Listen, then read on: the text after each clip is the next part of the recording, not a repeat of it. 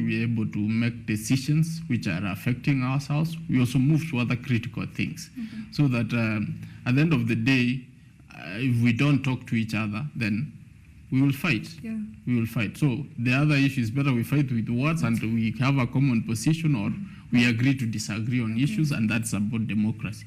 So in regards to issues of bordering, whether it's bordering democracy or not, we have our institution to take care of that. And that is where we are insisting, let's build our institutions. You see, for a moment when the Inspector General there was transition, robbers took charge. Nairobi people have been robbed. So, but now immediately I think the crimes have gone. So we need to have institutions which are believable, that even if there's a transition, the institutions will still persist to work. And that is where we need to anchor ourselves as Kenyans to be a country which believes in democracy and the rule of law and good governance. All right, thank you so much.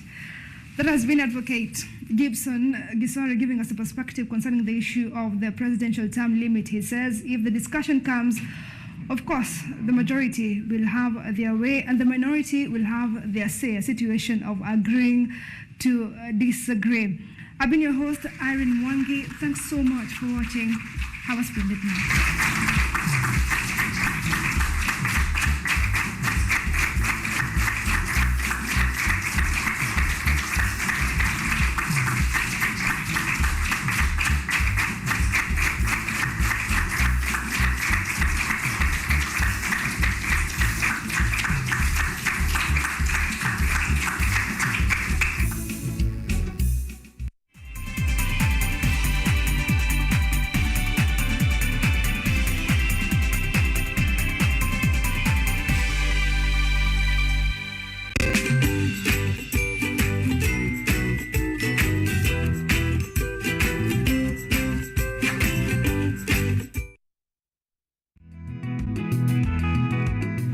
Kutoka kuwa jamii ya kuhamahama na sasa kujumuisha kilimo katika mitindo yao ya maisha. Kwenye toleo la kaunti ya Narok, hii ni Boresha Kilimo, kwani afya bora ni kilimo bora. Kwani kilimo ndicho huboresha maisha.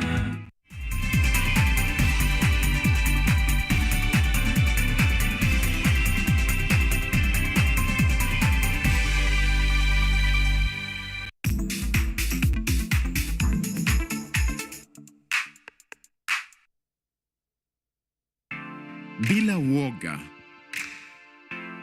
watu huwa na uzalishaji zaidi, wanajawa na ujasiri, wanakuwa wabunifu na wanakuwa wenye maarifa.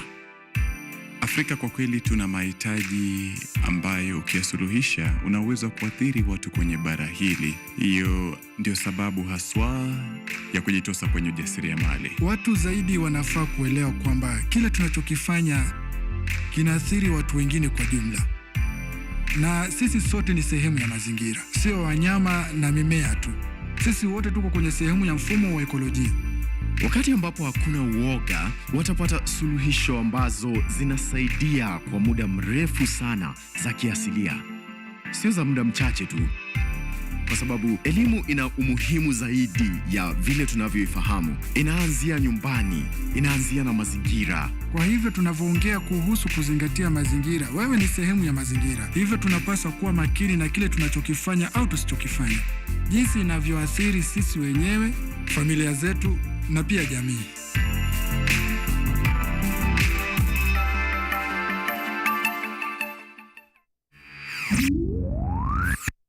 Sawa, tulia. Unaweza uliza? Jina langu ni Samuel Anyaele, hii ni Mobile Prof.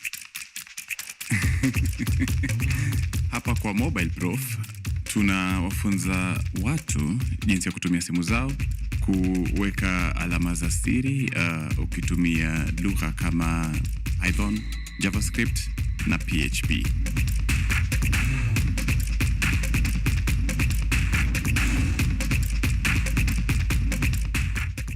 Na jina langu ni Cecil Sena Nutako. Kwa hii campus Dhamira yetu ni kufanya masomo yafuate mifumo inayoeleweka, iliyobinafsishwa na inayopatikana kwa njia isiyo rasmi kwa wanafunzi bilioni 1. Jina langu ni Sifai Ochonogo. Katika E-Terra Technologies tunachakata tena taka za kielektroniki na pia huwa tunaharibu data. Hapana. Inatoka rohoni mwangu.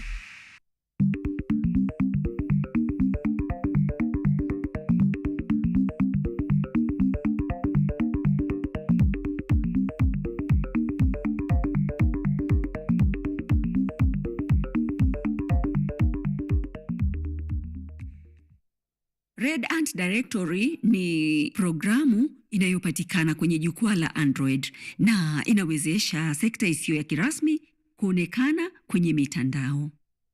Ni programu inayowasilisha wafanyikazi wote waliohitimu, inawajumlisha waliopo kwenye sekta ya wafanyikazi rasmi na wasiokuwa rasmi. Hivyo tunaweza kuwaona kwenye mtandao. Data ni kubwa kuliko mafuta. Ndiyo itakayowezesha sasa kuwa na akiba ya sekta isiyo ya kirasmi, inayowezesha kuondosha hili janga la kamari na mikopo na hizo zote. Na tunapotazama ajira, tutakuwa na uwezo wa kutafuta na kuwezesha kaunti kutatua shida ya kukosa ajira. Kwa sababu tuna mfumo wa kibiashara ambao unalenga kuajiri wale wa sekta zisizo rasmi na kutengeneza nafasi za kazi. Kwa sasa hivi hatujui kuna wauguzi wangapi Nairobi. Hatujui kuna mafundi wangapi wa stima walioko kwenye soko la Westlands Kamukunji. Hatujui ni wangapi wanaofanya kazi za mikono. Hatujui, lakini jukwaa hili litakuwa na uwezo wa kutupa habari na data hiyo, itakavyotusaidia kuwasaidia vyema zaidi, kuwapa mikopo. Na data ni kila kitu kwa serikali wakati huu.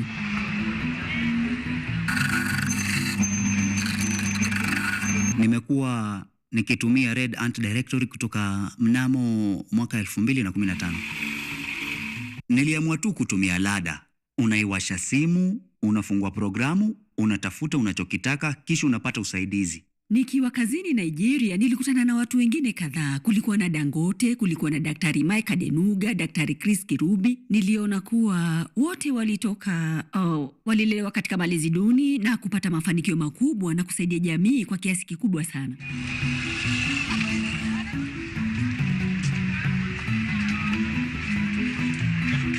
Najaribu kutumia teknolojia na siwaambii wajiandikishe ama kupakua programu. Hawana huo muda, hawana simu zilizo na huo uwezo na hawana pesa za kununua data. Na wafuata walipo. Nimebuni njia kupitia yale yote niliyojifunza wakati nilipokuwa Safaricom M-Pesa.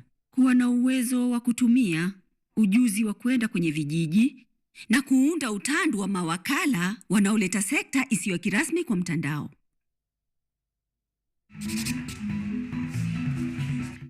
Ili uwe ajenti, lazima uwe na hamu ya kujituma nyanjani. Uwe na hamu ya kutambua sekta isiyo ya kirasmi. Hivyo maajenti wetu ndio chanzo cha mfumo wetu.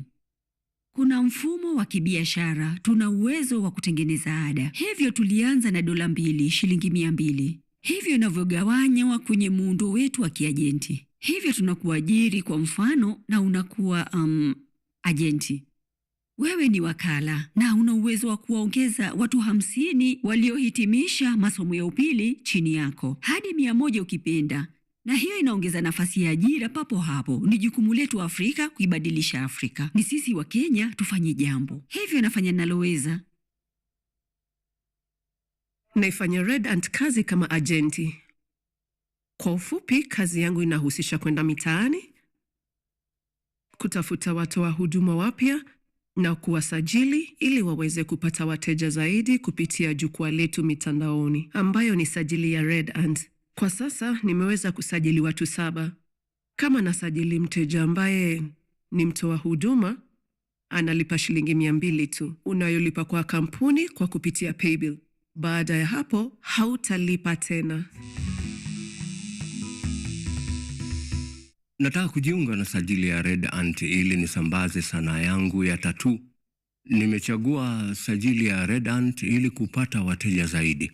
Nimeingiliana na watu kadhaa walio kwenye sajili ya Red Ant na Maoni yao ni mazuri sana. Natumai kupata matokeo mazuri na majibu kutoka kwa Red Ant kwa sababu unajua ni jukwaa zuri. Kuwapata wadhamini sio rahisi, hivyo nilidhamini kwa kutumia kazi yangu nyingine ya ushauri. Hivyo nikipata pesa nazitumia kudhamini usimbaji wa programu. Bado Red Ant haijaanza kupata faida, ila tunatumai itakuwa chapa kubwa. Lakini kwa sasa kila mtu anajaribu kuingia kwenye sekta isiyo ya kirasmi. Tuna msemo kwenye sajili ya Red Ant: japokuwa Ronaldo ni mchezaji soka mahiri duniani, hilo halimzuii Messi kucheza soka. Leo changamoto zinazotukumba zipo kwenye kanuni zetu. Kanuni za kitambo zinazohitaji kubadilishwa, sababu sielewi kwa nini sisi kama watu, kama nchi, hata kama bara kwa kiwango fulani, hatuwaruhusu wanafunzi wa shule za upili kutumia simu shuleni. Sielewi kabisa. Ni mwaka wa 2020 na kuna marufuku ya kutumia simu za mkononi katika shule za upili. Kama unataka wahandisi, unatayarisha darasa lako na vifaa wanavyofaa kutumia kuwa wahandisi. Shule ambazo tumeshirikiana nazo tumetambua kwamba 90% ya wanafunzi hawana tarakilishi, na tunawahimiza wajiunge na mfumo wa kiteknolojia, mfumo wa kiekolojia unaowahitaji kujifunza teknolojia, lakini kwa sasa hawana vifaa wanavyotarajiwa na dunia kuwa navyo ili kujiunga na ngano hii. Kizazi kizima kimenyimwa fursa ya kuwa wanafunzi wa sayansi ya data bora zaidi kumenyana na wanafunzi kutoka Singapore kwa kazi zilizopo kule NASA. Shule nyingi za kiteknolojia wanyima nafasi wanafunzi ambao hawana tarakilishi. Hiyo ndio maana tulianzisha Mobile Prof.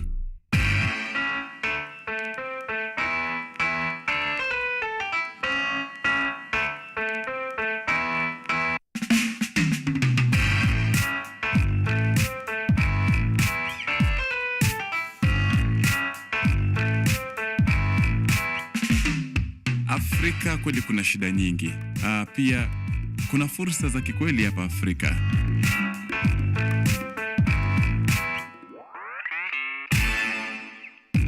Hamjambo nyote? Mko tayari kwa kazi ya leo eh? Tunawafunza watu jinsi ya kutumia simu zao, kuweka alama za siri, kwa kutumia lugha kama Python, JavaScript na PHP. Wazo letu ni kuwafunza watengenezaji ambao hawajui tu kutengeneza programu kivyao, ila kufanya kwenye vikundi vya watengenezaji wengine kutengeneza programu. Tunaeleza dhana kwenye bodi. Hizi ni za mazoezi. Naiweka simu yangu kwenye skrini ninapotengeneza alama za siri na wanafunzi wanafuatilia.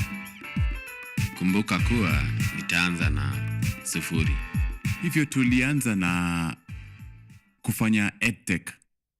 Kisha tukaanza kutengeneza vifaa vya seva ambavyo vinatumika kwenye maudhui haya bila mtandao. Hiyo ndio ilikuwa anzisho letu la mwisho. Kwa sababu si kitu ambacho kilikuwepo kwenye soko, kilikuwa na wingi wa ukosefu wa imani wa kuinunua, na kwa kweli hakukuwa na matangazo kuihusu. Mwisho ilibidi tu kuifunga kampuni hiyo mwaka uliopita, baada ya miaka 4 ya kujaribu kuifanikisha. Unaposhindwa mara kadhaa, unapata kuwa na uzoefu wa kuweza kufikiria na kusoma na kuweza kujiuliza ni wapi nilikosea, naweza kufanya nini tofauti, nahitaji kufanya nini ili niweze kufaulu. Kushindwa ni kiungo muhimu sana sana katika kufaulu. Tofauti ya kipekee ni kwamba walio na ufanisi hushindwa, anashindwa tena, wanajifunza, wanatafakari, wanabadilisha mfumo wa kufanya vitu kisha wanainuka. Watu ambao hawajafanikiwa wakishindwa wanapotea na kuna uwezekano wasirudi. Hiyo ilizalisha kampuni hii mpya, kwa sababu wengi wa wanafunzi tuliokuwa tunafanya kazi nao hawakuwa na tarakilishi. Zaidi ya 90% hawakuwa na tarakilishi, lakini walikuwa na simu na walikuwa na msisimko wa teknolojia. Sikutarajia itakuwa rahisi hivyo kutengeneza alama za siri kwenye simu ukilinganisha na kwenye mfumo. Hivyo naweza sema ni nzuri sana. Wawekezaji sana sana wa mtaani wanaoelewa eneo hili wanafaa kuwa na matarajio ya kikweli kutoka kwa kampuni zinazoanza. Watu wengi wanaowekeza huku Nigeria ambao ni wa mtaani wanaogopa hatari ya uwekezaji. Wakikupa pesa, wanakupa kwa masharti ambayo tunaweza kuyaona kama ni mkopo unaofaa kulipa baada ya kama miaka 2 hivi. Hivyo uko mbioni pindi tunapopata pesa kwenye akaunti yako ili kujaribu kuweza kuwa na mapato ya kutosha kulipa mwekezaji akijia pesa zake baada ya miaka 2 hivi. Watu ambao wamewekeza pesa zao, watu tunaohitaji msaada wao na wanaojua kinachofanyika hapa, wanafaa kuwa na subra na pesa wanazowekeza kwa kampuni zinazoanza. Kwa hivyo wazo lenyewe ni kwamba kwa sasa itakuwa rahisi kuambia wawekezaji walete pesa, maana utazipata kwa haraka zaidi. Tuna athari nzuri na kubwa zaidi kwa maana atupeleki seva kwa eneo moja mara moja pekee. Ni rahisi kupata mapato kutokana na maudhui ya kielektroniki kuliko vifaa vya kusambazwa. Hebu niambie wewe, unahisi vipi kuhusu programu ambayo tunatumia zaidi? Mafanikio yetu ni pale ambapo maudhui yetu haya yatakuwa kwenye vyuo vikuu vyote Nigeria. Kwa mfano kwa wanafunzi kutumia maudhui yetu. Hivyo tunachokifanya ni kuwezesha wanaosoma shuleni kumaliza shule wakiwa bora zaidi kwa sababu wana vifaa wanavyoweza kufanya mazoezi navyo.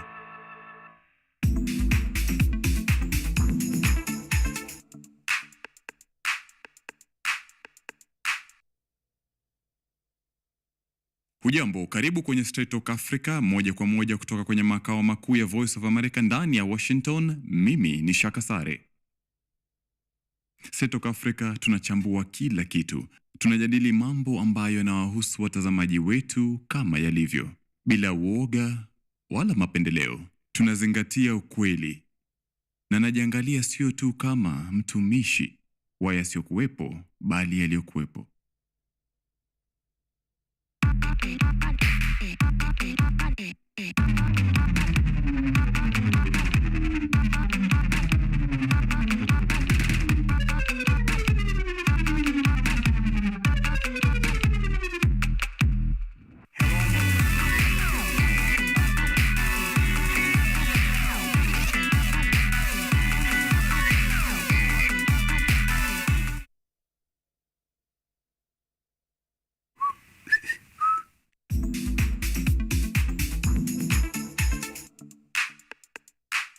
Awali walikuwa wanaongea kuhusu kusomea nyumbani na watu hawakuwa wanaelewa dhana hiyo. Walikuwa wanajiuliza kusomea nyumbani ni nini, ina mafanikio. Tulikuwa tunaongea kuhusu darasa za mtandaoni na watu walikuwa wanasema darasa za mtandaoni ni nini. Nadhani sasa hivi watu wameanza kudhamini dhana ya kuwa hata tusipokutana kimwili na kuona na kupata habari kupitia kwa mtandao, hautapitwa na chochote. Kwangu mimi hiyo ni fursa nzuri. Hii ni fursa ya vijana kupata vibali kutoka kwa taasisi za kimataifa na kuwa na uwezo wa kusema naweza kufanya darasa la mtandaoni. Kwangu mimi hiyo ni fursa. Wanafunzi wengi wanahofia watafeli kwenye mitihani. Na hiyo ni kwa sababu hawako tayari ama kwa sababu hatuwezi kujipa kiwango chao cha matayarisho. Walimu pia wana shinikizo kuu kiasi cha kwamba hawajui nguvu au udhaifu wa kila mwanafunzi na katika somo lipi au mada ipi. Hivi watawezaje kuwasaidia wanafunzi kufaulu? Wazazi pia wanahofia kwamba watoto wao wataacha shule. Waajiri nao wanasumbuka maana wanahisi elimu haifunzi ujuzi mwafaka unaohitajika kwenye kazi walizo nazo. Alafu kuna serikali ambayo ina shida ya kukosa ajira. Haja ya kuwepo na elimu bora, lakini miundombinu iliyopo ni hafifu na isiyofaa. Hizi ndizo shida zinazofanya uoga kuwa jambo la kawaida katika elimu. Ufanye huku Ghana kuna chaguo 3: mfumo wa Uingereza wa Cambridge, uchague mfumo wa Marekani ama mfumo wa elimu wa Ghana. Sana sana ukiwa na pesa, utachagua mfumo wa Uingereza ama Marekani kwa sababu unaiamini mifumo hiyo ya elimu. Lakini mfumo wetu wa Ghana hauaminiwi. Kuna uoga mwingi hapo, hakuna uhakika. Shida tunayotatua ni kutokuwa na uhakika kwenye mfumo wa elimu ulio nchini na Afrika Magharibi.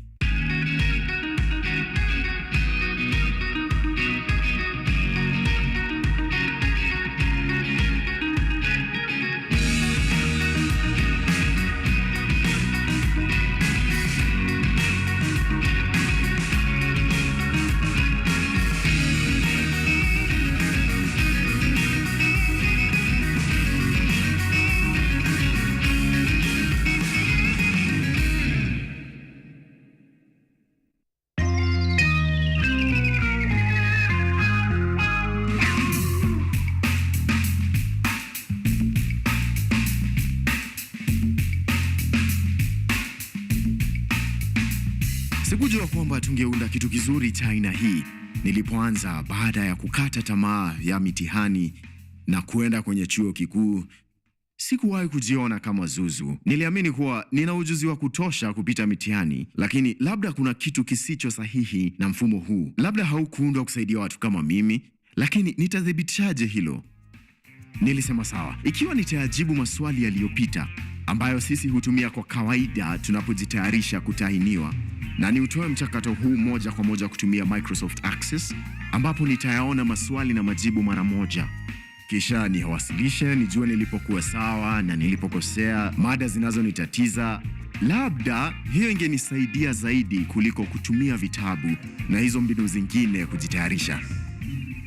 Mamangu alitaka niwe daktari, naye babangu aliegemea sana niweze kufanya somo la biashara nikiwa shuleni. Mimi mwenyewe sikuwa na uhakika wa nilichotaka kufanya. Nilikuwa na nia ya kujenga vitu. Wajua, huwa navutiwa sana nikiona majina ya familia kwenye magari, majina ya familia kwenye kituo cha mafuta, na nilikuwa najiuliza, mbona Nutako haipo popote? Wajua, hivyo hiyo hamu ya kufanya kitu kitakachokuwa na jina langu ilikuwa, ila sikujua pa kuanzia. Wakati nilimaliza shule ya upili kuelekea chuo kikuu, nilikuwa naanguka kwenye mitihani. Nadhani nilianguka mara 3 na sikuweza kujiunga na chuo kikuu. Kwa wakati huo nilihisi labda mfumo haukuundwa kwa ajili yangu. Hivyo nikaamua kufanya kitu tofauti na nikajitosa kwenye tarakilishi. Nilifurahia sana kucheza na tarakilishi, jinsi ya kuunda programu, kuwasiliana na watu wengine, jinsi ya kufanya miundo, jinsi ya kutumia la jedwali na hayo yote. Na hiyo ilinipa sababu, na hilo limekuwa usuli wa vitu nivifanyavyo. Hivyo katika hii campus tunaupa kipaumbele uchunguzi. Hivyo waweza kuja kwa hii campus na kufanya uchunguzi wa mada yoyote unayotaka kusoma kuhusu. Kisha waweza kufuatilia na kutazama video ukipenda. Unaweza kufanya mazoezi. Kwa sasa tuna mfumo wetu unaweza kufanya jaribio. Imewekewa muda fulani na inakuambia unavyoendelea kwenye mada tofauti. Teknolojia tulionayo inahitaji utumie vifaa vya kisasa kwa ufanisi zaidi, kwa maana Ghana ina changamoto za mtandao. Kwa ufanisi zaidi, tunachofanya ni kushirikiana na maabara ya tarakilishi katika shule hizi. Hivyo kuna maabara haya ambapo labda kwa muda fulani darasa litakuwa na kipindi pale. Kwa hivyo kwa hilo saa moja ama masaa mawili watatumia tarakilishi hizo. Hivyo tunajaribu vile tutaweza kuweka e-campus kwa hizo tarakilishi, ili wakati simu zinapigwa marufuku, wakipata fursa ya kuenda maabara ya tarakilishi, hata kama ni dakika 30 ama 20, wakiingiliana na teknolojia yetu, tunaweza kupata data itakayotuonyesha udhaifu na nguvu zao. Alafu hatua inayofuata ni kufanya kazi na wanaotengeneza vifaa, kujua jinsi tunavyoweza kuchatakata tena simu, tarakilishi na kuziunda upya, kwa sababu wanafunzi hawa hawahitaji vifaa vya hali ya juu, hawahitaji kamera, hawahitaji vifaa vyenye nguvu za juu. Kwa hivyo tunaweza kufanya kazi na ajenda ya taka za kielektroniki ama sera zake, ili kutengeneza vifaa vya zamani kuwa vifaa vinavyoweza kutumika na watoto.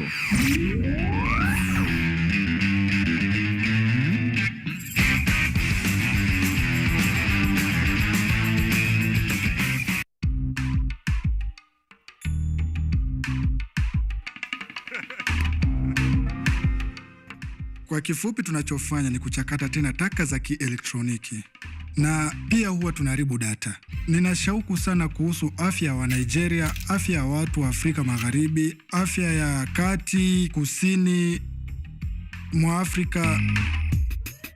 Hivyo kiwanda cha kuchakata tena taka za kielektroniki ni kiwanda ambacho vifaa vyote vilivyoharibika, vinavyoendelea kuharibika, vyote ambavyo vinawekwa mbali na wasiojua jinsi ya kuchakata tena taka hii. Hawajui athari kwa kweli, wajua ya kuchakata taka hii isivyopaswa. Kwa hivyo ITERA imeenda hata zaidi kuhamasisha. Tuna uanzishaji kwenye mtandao unaoitwa ITERA Relief Foundation. Wanachofanya ni kuhamasisha umma waweze kujua athari inayoletwa kwa maisha yetu na taka ya kielektroniki, kwa sababu mwanzoni hatukujua, tuliipeana tu, lakini hatujui wanachofanyia. Ni muhimu sana, lakini hakuna mtu aliyejali au kushughulika kujua tunachofanya nayo.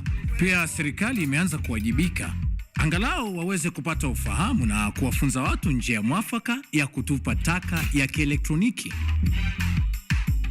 Kuharibu data ambacho ni kitengo kingine ambacho tumeanzisha Nigeria.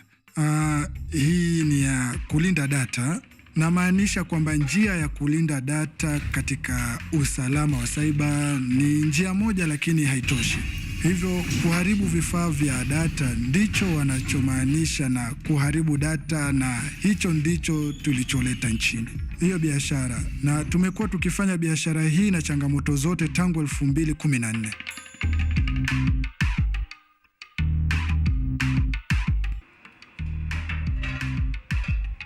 Nakumbuka mashini ya kwanza tulionunua ni mashini isiyotumia mtandao. Ilikuwa mashini ya kukata ya milimita 10, vile vipande unavyokatakata. Inaamua ugumu au uwezekano wa mwizi au mdakuzi kupata data yako au maelezo yako. Hivyo ilitubidi tununue mashini ya cathode ray tube treatment.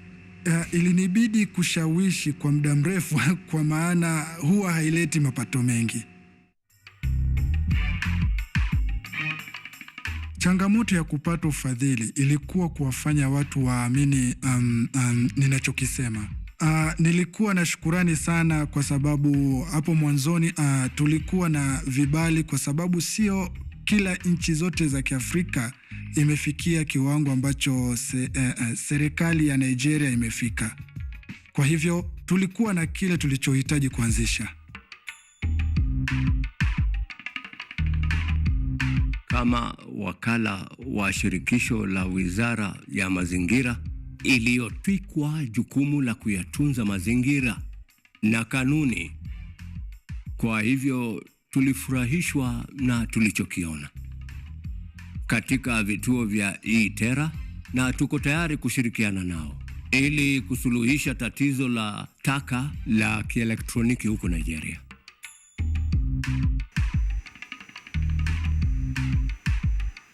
Mwaka uliopita tulikuwa 30, lakini mwaka huu imetubidi kubadilisha kampuni kiasi.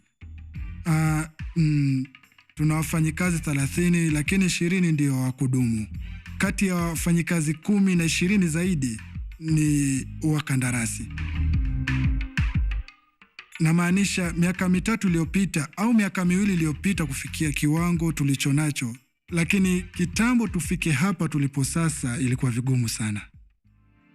Nilikuwa na ufahamu kwamba kulikuwa na fursa nyingi za muhimu, rasilimali za binadamu na pia rasilimali kwenye nchi hii, na nilitembelea kijiji cha tarakilishi na nikajionea vitu ambavyo sikuwahi kuviona. Kuna wanateknolojia wengi. Pia nilipata habari zaidi kuhusu viwanda ambavyo vimetulia humu nchini. Vitu vyote ambavyo nchi yetu, watu wetu huwa wanalia kuhusu, tunaenda ng'ambo na kusema hatuna hili, mara hatuna lile, lakini ni lazima tutende jambo. Ikiwa hatuna, lazima tutende jambo. Hiyo ndiyo sababu nilirudi, la sivyo na mimi ningebaki kule Uingereza. Sioni vile hii campus imebadilisha nafsi yangu. Nadhani imeboresha zaidi nafsi yangu. Sivyo?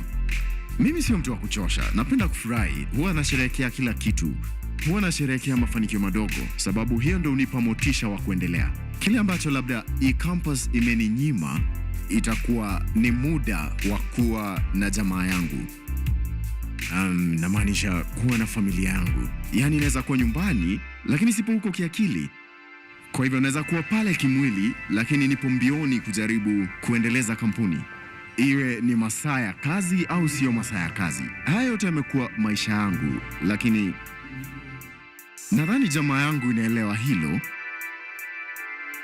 Nimeifanya kigezo cha nafsi yetu, huwa nawashirikisha kwenye mazoezi fulani. Hivyo ndivyo wameweza kuniwia radhi, lakini mbali na hayo sijajipoteza.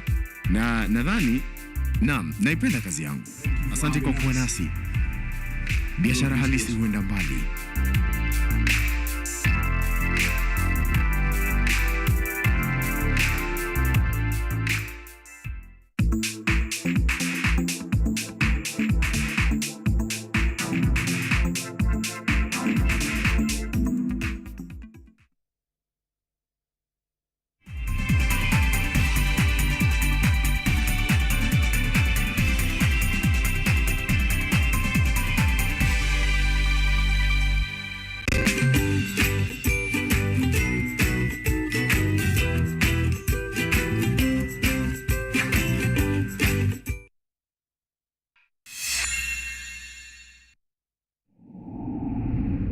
First time? Yeah, I'm kind of scared, but I can do this. Mess with me. Yeah, let's do this, man.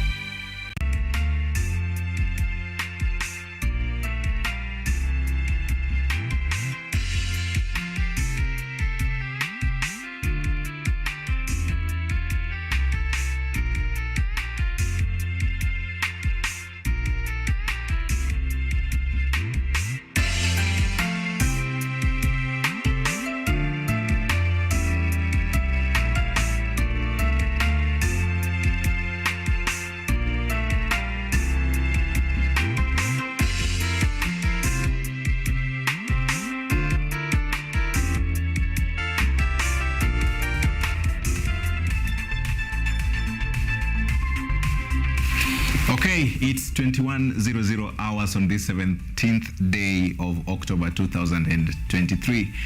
You know, when it's 9 p.m., it's time for us to serve you with the top stories of the day, and we start with our highlights tonight.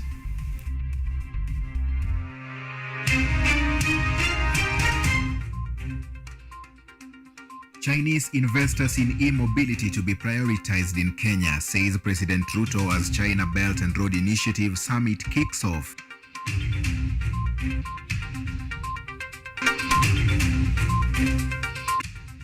Prime CS Musalia Mudavadi takes over as Kenya's diplomat-in-chief as Mutua bids roll goodbye.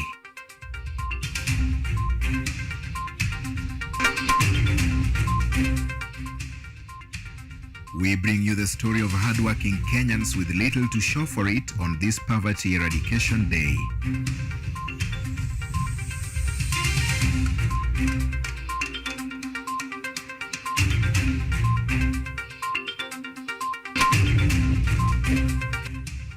Meru MCA's table impeachment motion against Governor Kawira Mwangaza even after she survived first ouster attempt.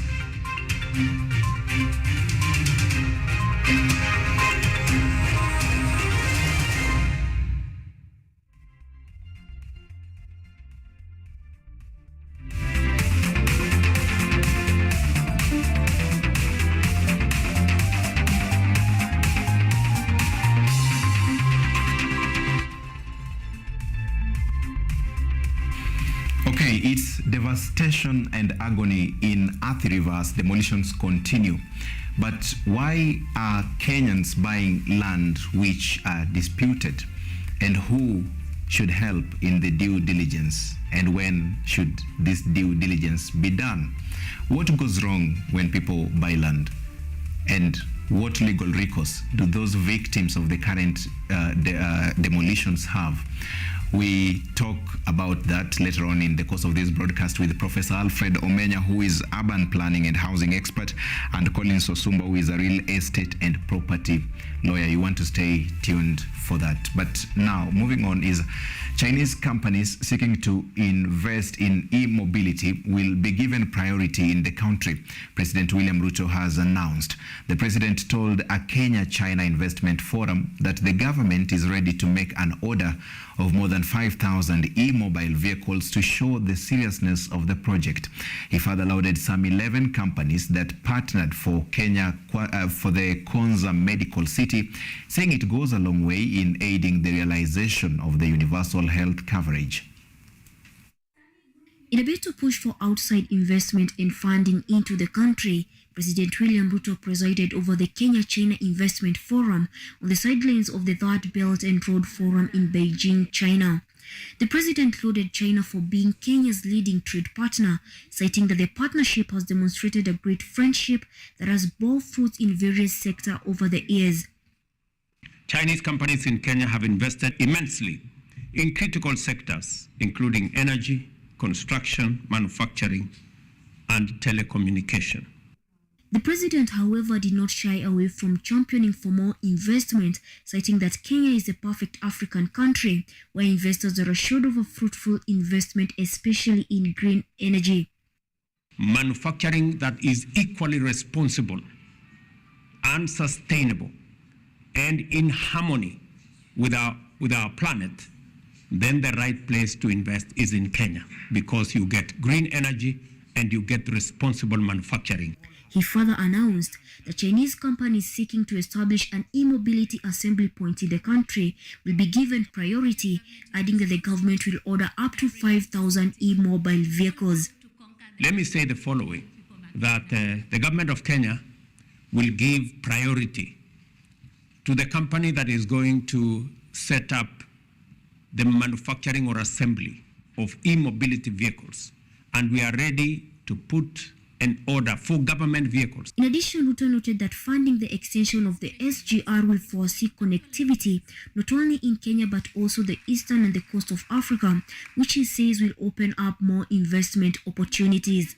On the need to extend this piece of infrastructure as a means of facilitating trade across our continent and making sure that companies like yourselves who set up in Kenya not only have access to the Kenyan market, but have also access to the East African market and the continental market. The Kenya-China Investment Forum saw Kenya and China sign business deals worth 68 billion in ICT, pharmaceutical, and engineering. Ruth Wanjiru, for KU TV. Should expect nothing short of dignity, respect, and strict observation of the rule of law. This is the promise from the Prime Cabinet Secretary and now the new CS for Foreign Affairs, Musalia Mudavadi. Mudavadi officially took over as Kenya's chief diplomat today, taking over from CS Alfred Mutua, who has since been reassigned to the tourism and wildlife docket. Mutua used the handing over ceremony to enumerate his achievements, as Mercy Wanjiru reports. Outgoing Foreign Affairs Cabinet Secretary Alfred Mutua has today officially handed over the Foreign Affairs Ministry to the Prime Cabinet Secretary Musalia Mudavadi in railway offices, as he now shifts his attention to the tourism and wildlife docket. Speaking during the handover, the Prime Cabinet Secretary Musalia Mudavadi welcomed the Foreign Affairs Ministry officers to working together with solidarity and ensure that they achieve the government's policy. It is also my pleasure to welcome officers from the Ministry of Foreign and Diaspora Affairs and request that you feel at home. For all of us, the principle and practice is whole of government. Mudavadi outlined two issues that will set to achieve as he officially takes over office. The first being to ensure that Kenyans living in diaspora will be treated with dignity, respect, and the right rule of law as they strive to boost the Kenya's economy while being miles away from home. He further stated that Kenya will be obligated to take responsibility of solving disputes and making peace to countries of the world. We therefore will not relent in our efforts to ensure that Kenyans are treated with dignity, respect, and in accordance with the rule of law wherever they are, and that they get opportunities they deserve. On this matter, we commit that whenever any Kenyan national abroad is in distress, we will not hesitate. We shall deploy our diplomatic tools. The former Foreign Affairs Minister Alfred Mutua on his part said that the 11 months that he had been serving in the helm of the Ministry of Foreign and Diaspora Affairs, he has had the honor and privilege to advance Kenya's national interests in the international arena. Months that I have served, nearly 1 year, at the helm of the Ministry of Foreign and Diaspora Affairs, I have had the honor and privilege to advance Kenya's national interests in the international arena by enhancing strategic bilateral and multilateral partnerships, including reigniting friendships with the brotherly countries of the Global South. The office of the Foreign Affairs Cabinet Secretary is likely to record great change, seeing that Mudavadi as the Prime Cabinet Secretary has traversed the different parts of the world in just a year into office. Masiwanjiro, KUTV. And Kenya is embracing digitization of health records to create a digital health superhighway that connects all health workers to help deliver seamless healthcare. This was the main agenda on the second day of Universal Health Coverage Conference at Kapkatet Stadium in Kericho County ahead of 2023 Mashujaa Day, whose theme is centered on providing healthcare at the grassroots level to achieve health for all. On the second day at Kapkatet Stadium in Kericho County, digital health innovation was an area of interest in line with Universal Health Coverage Conference agenda. It is meant to streamline health information system and develop a digital health superhighway to connect all health workers. It will also see the protection of personal data that will help in making informed decisions. The National Assembly has also passed the Digital Health Bill and the Facility Improvement Financing Bill today, a month after approving the Primary Health Care Bill and the Social Health Insurance Bill 2023.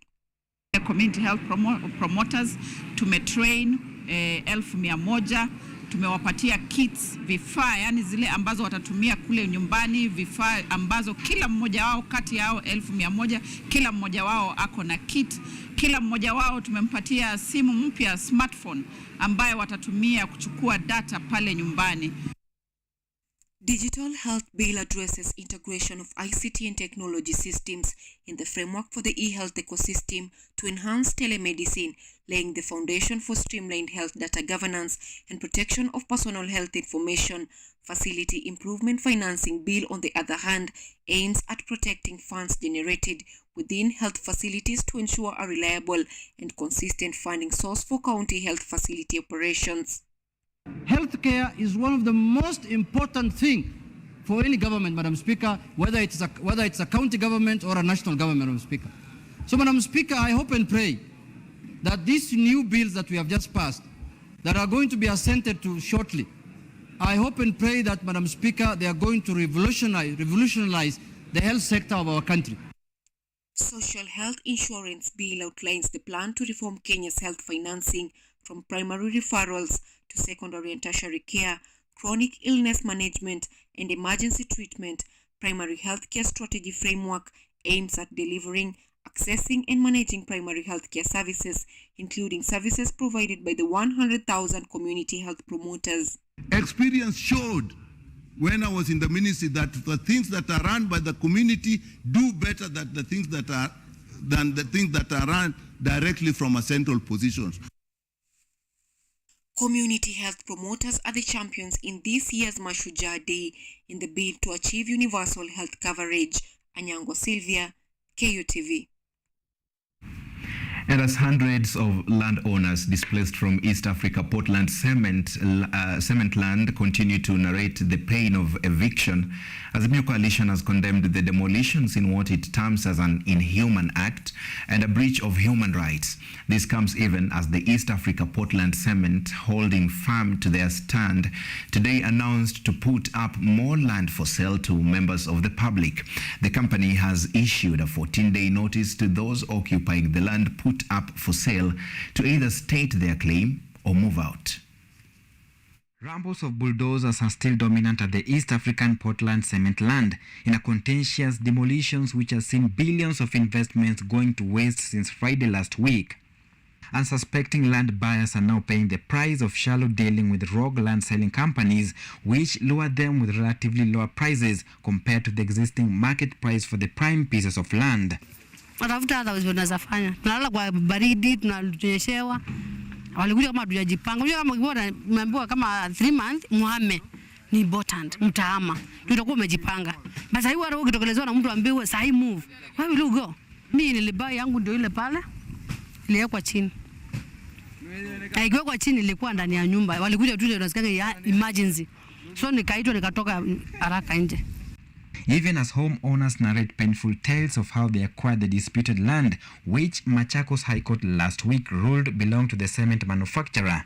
Documents dating as far back as 2014 indicate that buyers had been warned against sinking their money into the ill-fated investments. I bought the land $500,000 and I built the house with 1.5, and I've not recovered since I came here last year in March. And as a young person, it's really a loss. And I was looking forward for a greater future for my small kids. We really want the government to intervene. We have gone losses, and if they can find a way they can compensate these people, it will be of great help. Azimio leader Raila Odinga, accompanied by other opposition allied leaders, were met by unrelenting police officers who blocked them from accessing the site. The coalition has condemned the demolitions in what it terms as an inhuman act and breach of human rights. And evictions that were beginning in Mavoko, we had some illusion that there was still existed some humanity, some basic respect for the law and human rights in the Kenya Kwanza regime. We were holding on to the promise Mr. William Ruto made during the campaigns that the forceful evictions and demolition of dwellings would be a thing of the past. However, what left Kenyans shocked today is the move by the East Africa Portland Cement Company to put up more land for sale amid ongoing demolitions. This is the unfortunate and pricey cost of dealing with unscrupulous land dealers, which has left hundreds of homeowners here caught in the middle, still waiting their recourse 5 days down the line. Joseph Oyomo, Kutv, Mavoko. Okay, that story by Joseph Oyomo will be forming the basis of our interview tonight. Remember, I'll be having in studio Professor Alfred Omenya, who is an urban planning and housing expert, as well as Collins Osumba, who is a real estate and property lawyer. You don't want to miss that. See you on the other side of this break.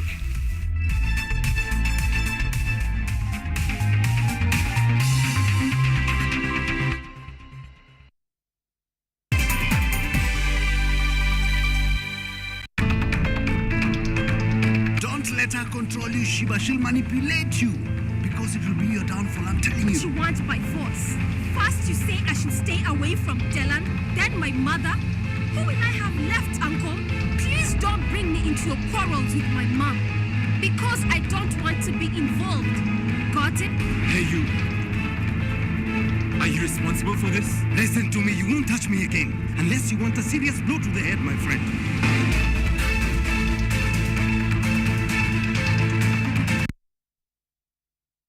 Technology, science, innovation, ICT and research. These are the ingredients upon which the solutions to the 21st century problems are founded. In a world that is rapidly changing, it's all hands on deck to ensure a balance in all fields of life.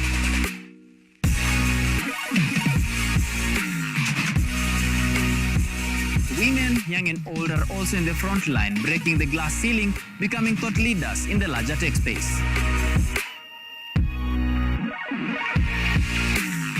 Not forgetting other societies marginalized. And when the tech Avengers come together, we inch closer to a much safer, efficient, and sustainable world. What we view as a norm in today's advanced world was just an idea, and for nostalgic reasons, we trace back to the iconic days to bring you the retro tech. On Tech Innovation Show, we encapsulate all the pillars of the fourth industrial revolution, decoded in a language, all for one for all. Every Monday at 8:30 as we push the mantra, keep learning something new each and every day. Only on KUTV, a new experience. Lola is an app that gives you a chance to watch videos, listen to audios, and read articles wherever you are for free. Motivational stories, dramas, campus life, technology, lifestyle, adventure, sports, academics, jobs, entertainment, and more. Download Lola now on Play Store. All you need, you got Lola. Fashionistas, get ready to level up your style game.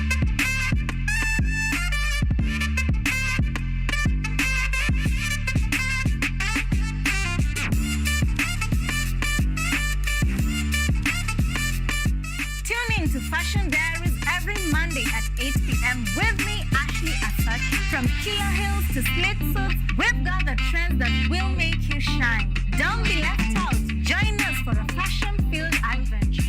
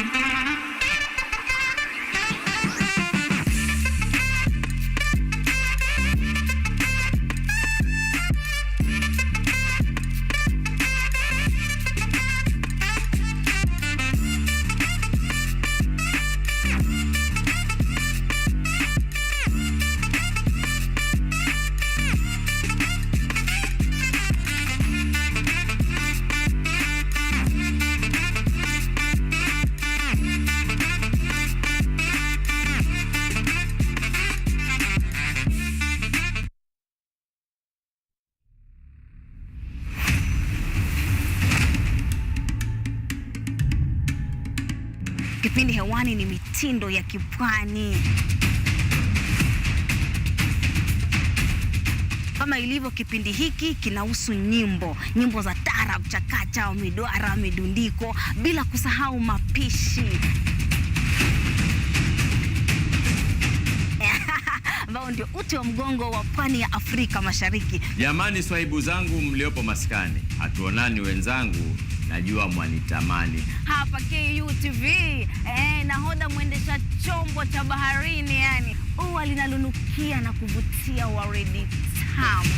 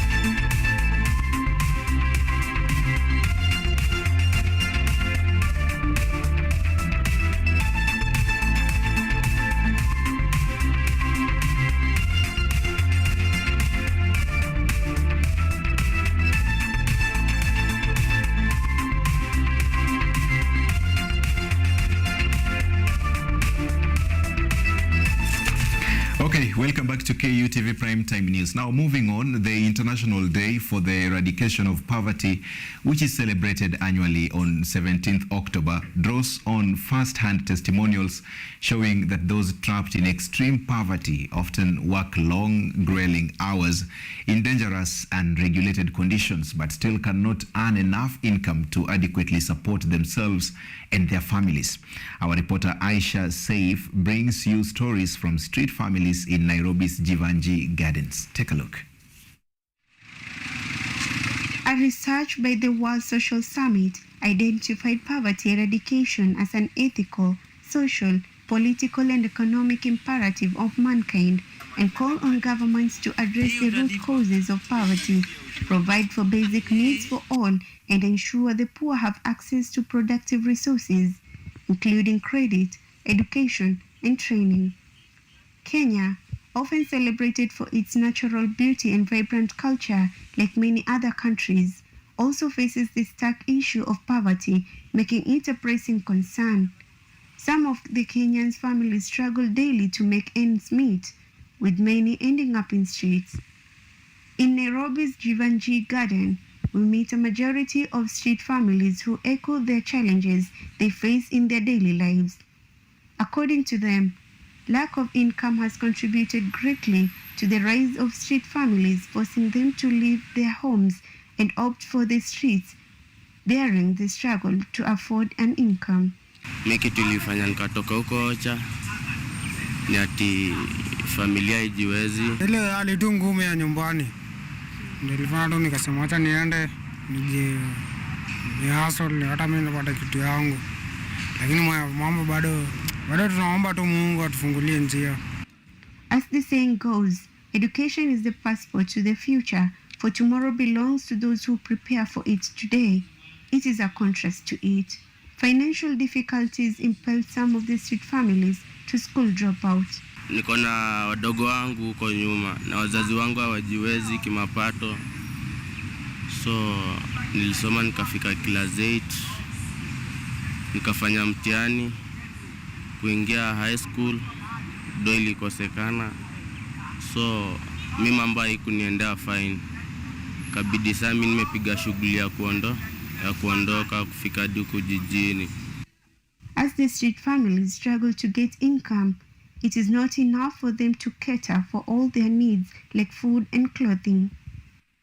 Chaleweza kidogo manguo hivi, chakula, sabuni hivi ya kuoga, plasma blanket hivi za kulalia. Wakati huwa nini mvua hivi tunateseka sana. Bali nakasa hizi ni ngori sana. Juu sasa tupati do za kulipa kitu keja.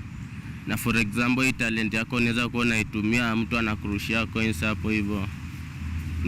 So unaweza kuta mwisho wa siku hizo do ukipiga mahesabu haziwezi tosha hapo hivyo kitu kuvaa. Inahitaji ukule, inahitaji ulale. Health has also been one of the problems that they face, and they try to get medication from public hospitals despite the challenges of not being able to cater for their medical bills. Mmoja wetu akiwa mgonjwa kama mimi, wenzangu nichukua ampeleka na mkoko. Bado inakuanga ngumu juu sisi unaona sika mtu akona kichere. Sisi tunabidi tutumia mkoko, hatuwezi tumia ambulance. Unaona? Juu pale hivyo ile maswali tunaenda kuulizwa, maswali ngumu. Na serikali tutaki hivyo, unaona? Sasa inabidi sisi tunachukua mkoko, tunashikana juu kienda kwa mmoja. Hawezi tibiwa, tabidi umeitishwa do, na sasa hizo una do wewe ni survivor. Most of the street families use their talents to earn income, but also face challenges since they have no sponsors to support their dreams. Tukienda kuzitoa zinarudishwa chini. Hata pale hivyo tukizitoa, mseme kurushia kambao, huyo mwingine ka 10, pata hiyo do kutosha dikeja. Wengine wao wako na talent, lakini sasa ile support ndio hawana. So kimimi ile support tu nikiweza pata, for example mtu ananiingiza studio, kitu ka dance hapo hivyo nifanye shooting nini, bora tu nipate chance ya kuomoka. They say the personality is better than wealth. Bradley is one of the example. He has been close to some of the street families, and after seeing how they are affected with poverty, he is helping them according to his abilities to come out of it.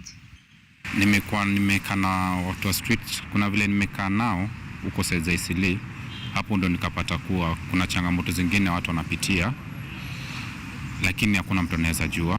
He is also on a journey of building a foundation to support the talents of the street families, and he's asking other Kenyans to help in supporting their talents. There's a foundation that najaribu kufungua inaitwa Mashughuli Foundation, which ita help the street children at least watoke hapa pali wako. Kama tutashirikiana kama vile tunasema kwa wimbo wetu ya taifa, tutawatoa nje na tutawasaidia. Bradley is also calling on the national government and the county governments to see through their challenges as they live in the streets and to support their talents. This day, however, intends to develop understanding of communications between people living in the poverty and society in general. As the world celebrates International Day for Eradication of Poverty, street families still face challenges and are asking the government and well-wishers to help them. Aisha Saif, KUTV, Nairobi.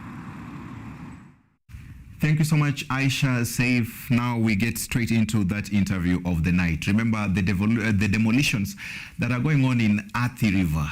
Agony. People are losing millions every single minute as those tractors mow down those buildings. Some were retirement benefits going down the river. Tonight, those buildings lie on the ground as rubbles and, of course, debris.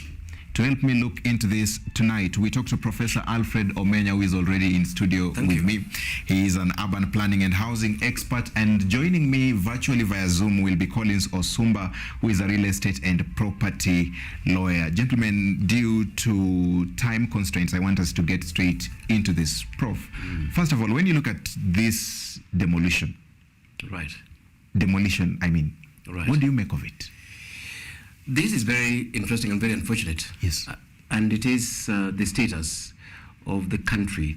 One of the things that I would really want to look at is throw in a few questions. These fellows who live in this land, how did they buy the land? Mm-hmm. Was it an informal arrangement, or do they actually have title deeds to the land? Mm-hmm. This is the first question I want to ask, particularly the Portland people. Mm-hmm. And if these people got titles, how did they get the titles? Yes. It is only Ministry of Land, Government of Kenya that issues titles. Mm-hmm. So how did these people just basically grab Portland land, mm-hmm. Fake titles, mm-hmm. went to build and stay there for all these years? Mm-hmm. And the other question we are asking is that when did Portland realize that the land had been grabbed? At what point and what action did they take for all these years? And Portland is actually they're established on that same land. Yeah. At what point did they realize that some people were actually, in their land?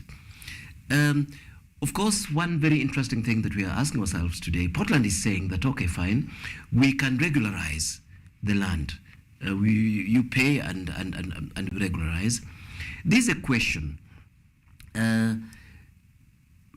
Will Portland have different annexation of this land, or is the land already subdivided with separate titles? Mm-hmm. If it was subdivided, by whom and for what purpose?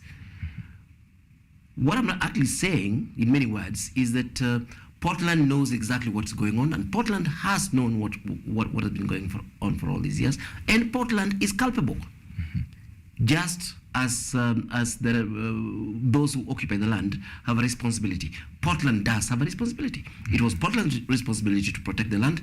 Is it that same Portland that went ahead and did subdivision of the land? I don't know for what purpose. Mm-hmm. It's people within Portland that sold that land. It's government of Kenya that enabled those people to acquire titles for those same lands. Mm-hmm. They cannot come randomly and then behave like these were some hooligans from the street, mm-hmm. who just saw some vacant land and grabbed it. Did they give themselves those titles? The Portland bit is a side that we're not seeing. Mm-hmm. What is the culpability and the responsibility of Portland in this whole fiasco? Mm-hmm. We are not sure of that whether Portland Cement or characters or figures within Portland Cement Company were involved in this. I don't have proof of that tonight. And that's why we're asking questions. Yes. Even we don't have. Yes. But we're just surprised that Portland didn't see this for a decade as people put up, huge mansions on their property. Some and then they've suddenly 18 million shillings. Then they've suddenly seen it. Yes. What made them see it? Okay. And how come they didn't see it for all these years? Before we go on, I want us to bring in lawyer Collins Osumba. I want to understand this. First of all, good evening, Wakili, and welcome to the broadcast. Good evening, Dennis. Thank you for having me. Okay, so I want to look at the due diligence process. How does it look like when I'm trying to buy land in Kenya and I am told I have to do my due diligence so that I don't fall victim of what is going on in Athi River right now? What do I need to do? And thank you for that. Due diligence, in a nutshell, is basically trying to establish number one, that the person selling you land is indeed the registered proprietor of that particular parcel. And number two, basically establishing that the process of acquisition of that particular parcel in favor of the person who is selling it was actually regular. So if you want to buy land, the starting point ordinarily would be to conduct a search at the lands registry to establish that the person telling you purporting to be the owner is indeed the actual owner of that land. Traditionally, a search was deemed to be sufficient because we used to function under what is known as the doctrine of innocent purchaser for value. So that then, if Professor Omenya there has transferred a parcel of land to me, I need not concern myself with the process of acquisition from whichever person or whoever owned that land before Professor Omenya. But currently, there is a certain shift that then requires that even if you're buying, you must really do proper due diligence and go beyond the person selling you the land and look at the process that was attended to its acquisition before it was transferred to that particular person. So due diligence, number one, conduct a search at the land registry to ascertain ownership. You may also want to visit that property, go to the place where you are told the property is located, have a conversation with the neighbors, because the neighbors will be able to tell you whether that property has been sold to someone before. You may also want to, establish whether that property is subject to litigation or has been the subject of litigation. And if it has been the subject of litigation, what orders were given? Or if it is the subject of an ongoing litigation, you may want to take interest and get to understand that the eventual orders that will be issued, how will they affect your proprietary interest or ownership of that parcel of land should you proceed to buy it. You may also want to look at issues of encumbrances. This land that you're being sold to, is it subject to any charge? Has it been charged in favor of any financial institution? And if it be the case that there is an encumbrance or there is a charge against the title, then you must have a conversation with the owner about how the same is going to be discharged. And if possible, because issues of land fraud have been too many. I mean, every other day we wake up to a new issue somewhere. Someone has been caught. So you may also want to go to the extent of involving the people at the National Registration Bureau, just to confirm whether the person telling you he is Collins Osumba is indeed Collins Osumba, so that then you also don't end up with a situation where someone is really selling you land that they do not own using forged documents. If the person selling or the entity that is selling is a company, the first thing is you must ask for the certificate of incorporation and conduct a search at the registrar of companies to establish that indeed this is a registered entity. You may also want to ask for minutes of the board of directors that sanctioned that particular land be sold, and of course now also conduct a search against the title to establish that indeed the land is registered in favor of the company. Okay. Dennis, in a nutshell, that is what constitutes due diligence. Mm-hmm. When I'm doing my due diligence and I involve a lawyer and I'm satisfied that I'm buying a legitimate land, and then I end up with a land title deed, which I've had a victim in Athi River say that she used the title deed to even obtain a bank loan. So how do I end up with documents that look real, yet they are not real, and I secured the services of a lawyer? Again, Collins, I'll come to you with this. You see, what happens, Dennis, is that for us, sometimes we just execute the instructions. So a client comes to you and they tell you, Akili, I have found a purchaser. Can you draft an agreement?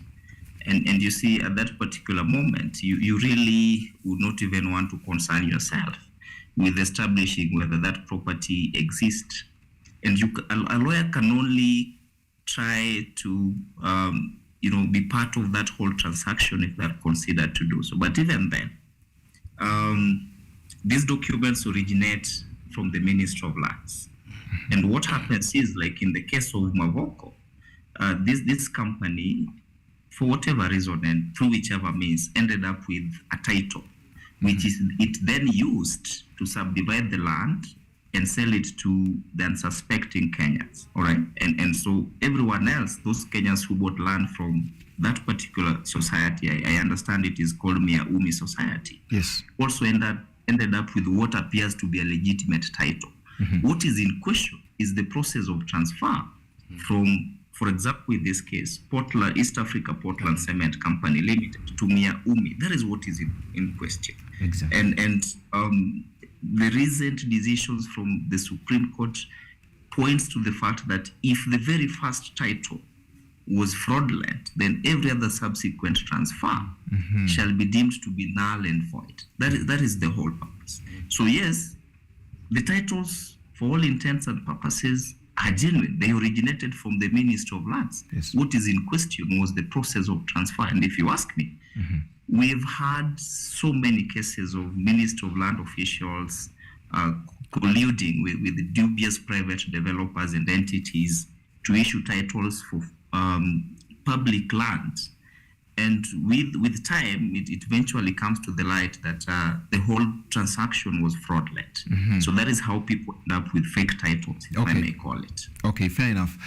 Prof, I've seen you've been in agreement with almost everything that Collins was saying there. Correct. And when you look at the whole thing, you are wondering, up to now, we are in, I think, day 5 now of the demolitions.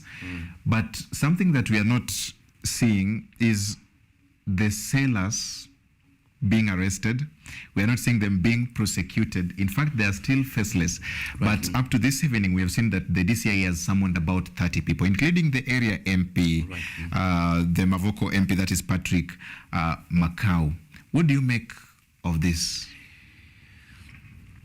Yeah, Dennis, I mean, land issue, particularly when it comes to public land in Kenya, is, I think that is one of the major areas of corruption. And like I was saying right from the start, and Collins has even said it, I mean, you are buying land.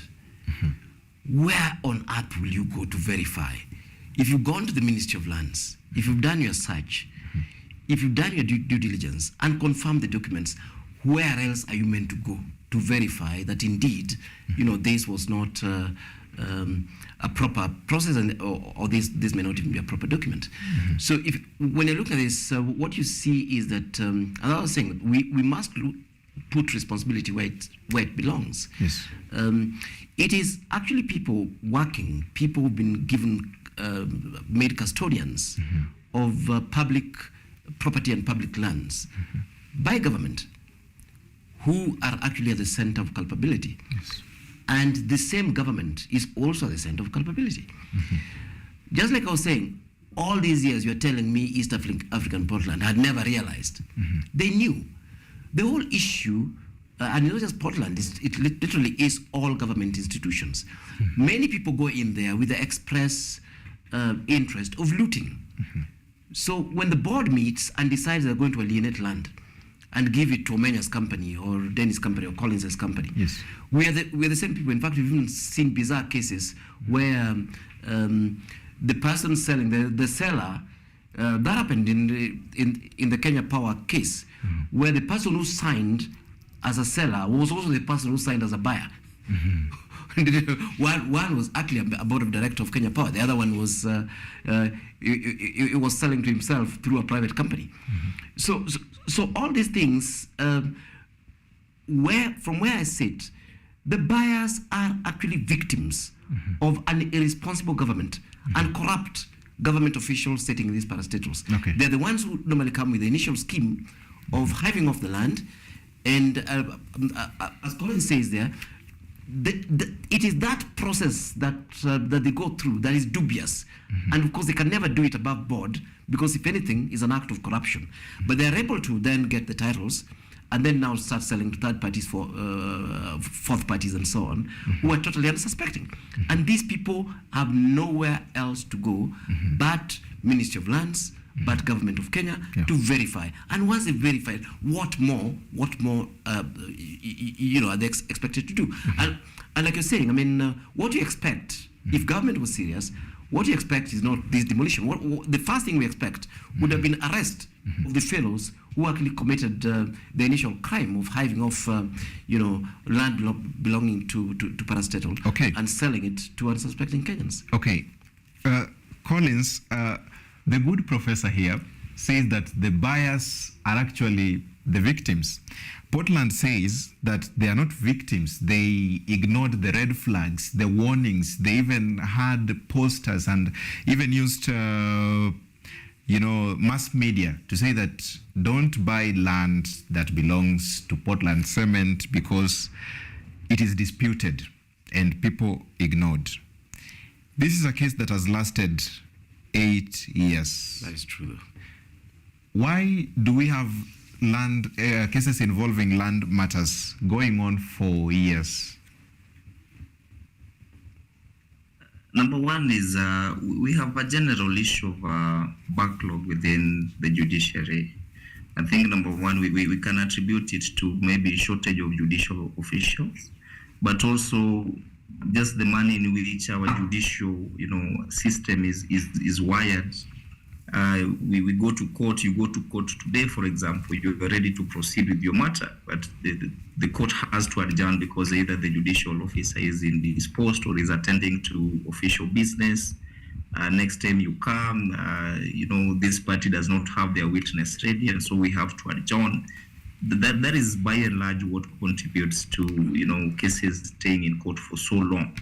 But back to the question of victimhood, of affected persons. First, I want to agree with the Professor, because ideally, if someone has conducted their due diligence, this party sold land to me, I went to the Ministry of Lands and verified that that party was indeed the owner of the land. What else are you supposed to do other than proceeding to pay and having that land processed in your favor?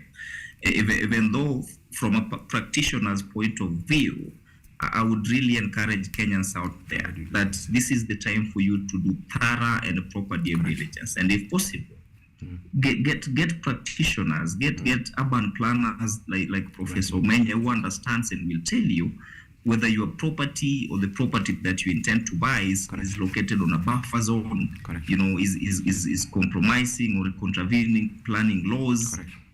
Get the services of professionals. The amount that you're going to pay there is not comparable to the loss and the mental anguish that you will be subjected to when it turns out that what you bought was quote unquote out here and non-existent. So whether they are victims or not, morally, yes, they are victims. Legally, no. Why? Because the process attended to the acquisition of the land from Portland Cement to the company or the society that sold it to them was illegal. And if you look at our laws, and particularly the Land Registration Act, is very specific and instructive that where title has been acquired through a corrupt scheme, as Professor was alluding to, that title cannot be said to be indivisible. You cannot say that I'm the absolute owner, I have a certificate of title, and this is not subject to challenge. It will be challenged, and going by the recent decisions of the Supreme Court, it will be annulled, and you will end up with nothing. On the question of the DCI, if you allow me, Dennis, just briefly. In my view, the summons by the DCI are coming very late in the day, because I saw a letter doing round on the socials that was authored by Alfred Mutua when he was governor, asking the DCI to come and investigate, because he had suspected that there was fraudulent transfer going on in respect to that particular land. So it all boils down to incompetent and irresponsible government, as Professor says. I think that also serves as your final word. But Professor, I want to give you the chance to give us a final word. Azimio has given a statement. They are saying that this is very inhuman. This should not have happened at this time. You are demolishing schools at a time when students are just about to sit national exams, and it is about to rain. The El Nino rains are about to be there. You have also demolished even churches. This is not correct, but let's face it. Was there any other way of doing this, a different way of doing this? Well, I mean, definitely in terms of evictions, we also do have eviction guidelines in the country, and they spell out exactly how evictions are to be done, from giving notices, reasonable notices. Evictions, for example, should not be done at night. Again, I mean, exploring all alternatives for those who are being evicted and so on. They're there, and government uses them. We have our own local ones, but also the World Bank and others have. So even in this particular case, it would have been useful to follow those eviction guidelines, because they're governments, and again, these are government institutions doing this. But having mentioned that, I just want to emphasize again what Collins was saying there. I think now Kenyans have to be a little bit more serious with due diligence on land that is being bought. We have a case now that we're involved in that was fascinating. I mean, with a very high-profile individual who runs a bank, incidentally. And this fellow, the hot air that Collins was talking about there is real. This fellow actually bought riparian land around the Kileleshwa area. There's a house there. The house looks just like the rest of the houses, and this one even looks more beautiful because the river passes very close to the house. And when we're checking with the county and the records and so on, there was actually no plot there. There wasn't, because if you drew the 50-meter riparian land reserve, and then you did a 9-meter road reserve, there was no space for a house. So although people went and generated a title for that place, there was none. And that to me is where an expert would actually come in, because if you ask somebody like me about this, the first thing I would do is to quickly check, with the county, that what is the situation. This person seems to have built by the river, and just that one basic check, even before I go to the Ministry of Lands, will actually tell me that this was not actually done properly. But many don't do that. As long as they see a title, they proceed with the transactions. Okay, thank you so much. I wish we had more time. There are so many questions I've not asked that I wish to ask, but that's all the time that we had. Thank you so much. That has been Professor Alfred Omenya, urban planning and housing expert. Thank you so much, Prof, for being here. Asante sana, Dennis. And we also had Collins Osumba joining us virtually. He is a real estate and property lawyer. Collins, thank you so much. Thank you so much, Dennis. Asante, Collins. Okay, we take a short break. We'll be right back in a moment.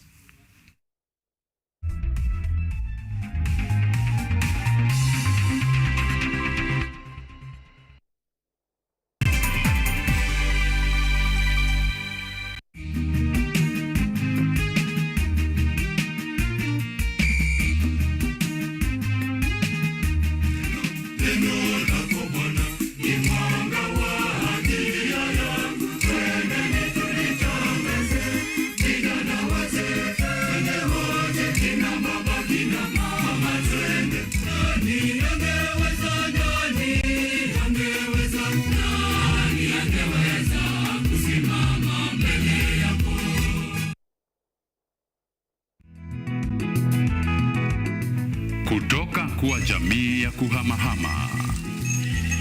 Na sasa kujumuisha kilimo katika mitindo yao ya maisha. Kwenye toleo la kaunti ya Narok, hii ni Boresha Kilimo, kwani afya bora ni kilimo bora. Kwani kilimo ndicho huboresha maisha. Focus on Health is a show that creates awareness on matters health and informs you on various diseases, their causes, treatment, prevention, coping, and support. So join me, Bwari Michelle, every Thursday at 7:30 p.m. only on KUTV. You can also follow us on our social media platforms at KUTV Focus on Health on Facebook and also on YouTube, and Health Focus on Instagram, because your health is your wealth. Stay safe and stay healthy.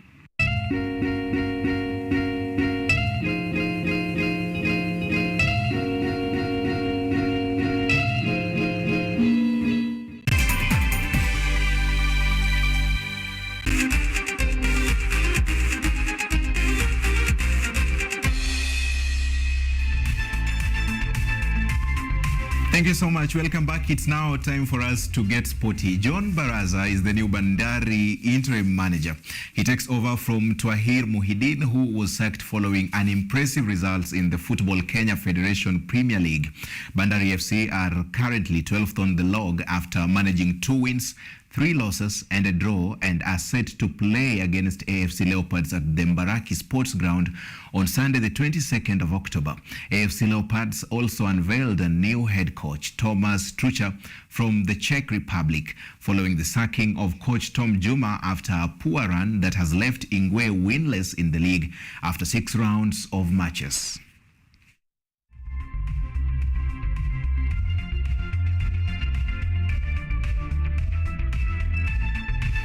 And to the final story of the night, Portugal, who have already qualified for the Euro 2024, thrashed Bosnia 5-0 with Al Nassr striker and Portugal captain Cristiano Ronaldo scoring twice to continue with his rich form in front of the goal. Manchester United captain Bruno Fernandes scored the 3rd goal, while Joao Felix and Joao Cancelo, both Barcelona players, adding to the scoreline. In another match, the Netherlands overcame Greece by a solitary goal courtesy of Virgil van Dijk, penalty in the 93rd minute. Today's Euro 2024 qualifier match will see England take on Italy in a blockbuster match at the Wembley Stadium from 10 p.m. East African time.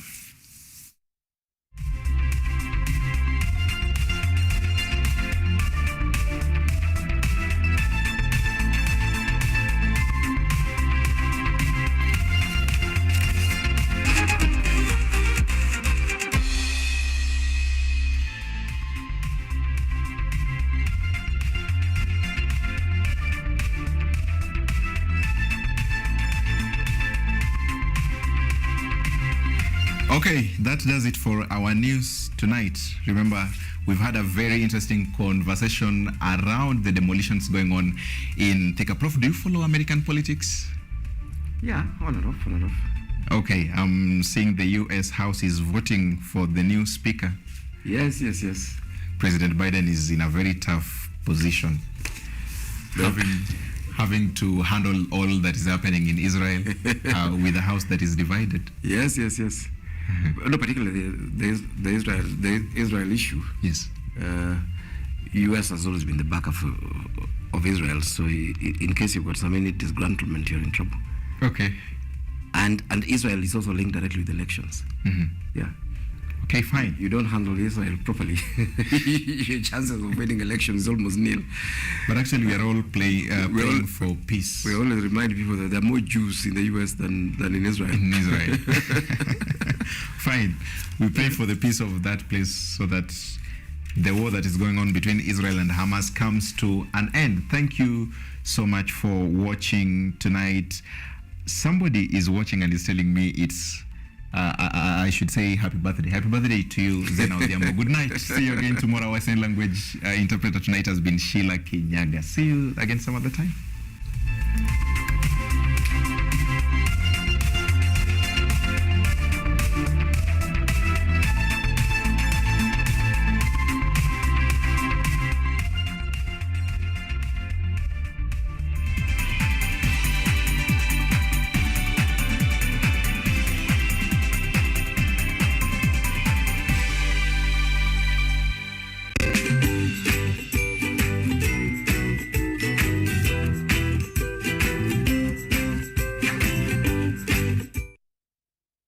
Are you an aspiring media practitioner, a graduate, or you just want to advance your skills in television production?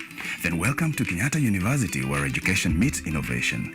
KUTV, the premier university television station in Kenya, is now offering short courses in TV studio,